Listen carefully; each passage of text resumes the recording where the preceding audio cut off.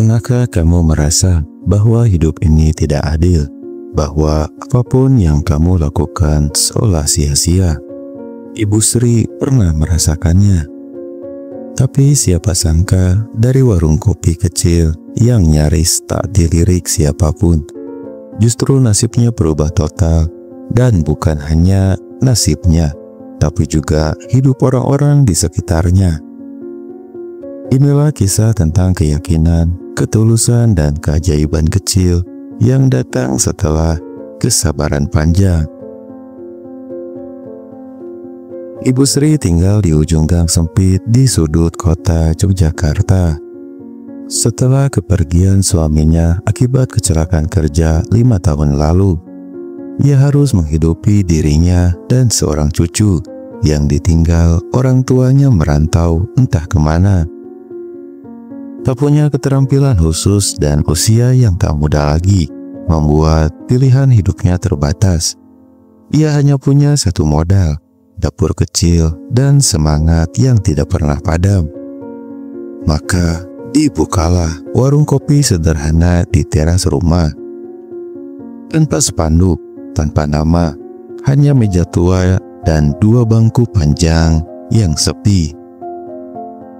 Setiap hari dimulai pukul 3 subuh, Ibu Sri merebus air, mengolok bumbu untuk gorengan, menanak nasi untuk nasi kucing, dan menyapu depan rumah. Meski sepi, ia selalu berkata, rezeki itu soal waktu, tugas kita hanya siap saat ia datang. Tetangga sering kasihan melihatnya, tapi juga heran mengapa ia tak menyerah saja. Tapi Ibu Sri percaya usaha yang dilakukan dengan hati lambat laun akan mengetuk pintu yang tepat. Hingga suatu siang yang panas, seorang mahasiswa tanpa kebingungan mencari tempat tenang. Ia berhenti di depan warung Ibu Sri dan duduk di sana. Kopi buatan Ibu Sri disajikan dengan senyuman dan sepiring gorengan. Obrolan singkat berubah menjadi cerita panjang. Mahasiswa itu terkesan, lalu menulis pengalaman itu di akun media sosialnya dengan judul "Kopi Terbaik dari Ibu Terbaik". Dalam seminggu, orang mulai berdatangan.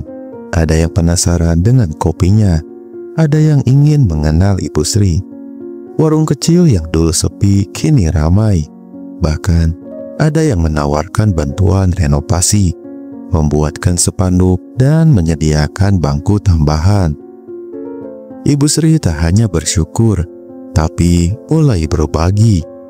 Ia mempekerjakan 2 tetangga untuk membantunya memasak dan melayani tamu. Kalau rezeki ini datang karena ketulusan, maka harus dibagi dengan ketulusan juga, katanya. Kini warung kopi itu dikenal sebagai Warung Sri sejati.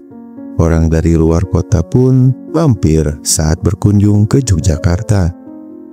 Bukan karena kopinya mewah, tapi karena kehangatan yang disajikan dalam cangkir kecil dan cerita besar. Ibu Sri tak pernah mengejar viral. Ia hanya menjaga hatinya tetap bersih, tangannya tetap bekerja, dan mulutnya tetap berdoa. Dan lihatlah, ketika niat baik bertemu dengan momen yang tepat, kehidupan pun berubah. Dari kisah Ibu Sri kita belajar satu hal, peluang tak selalu datang dalam bentuk emas. Kadang ia datang dalam bentuk masalah, kesepian, atau warung kecil yang sepi.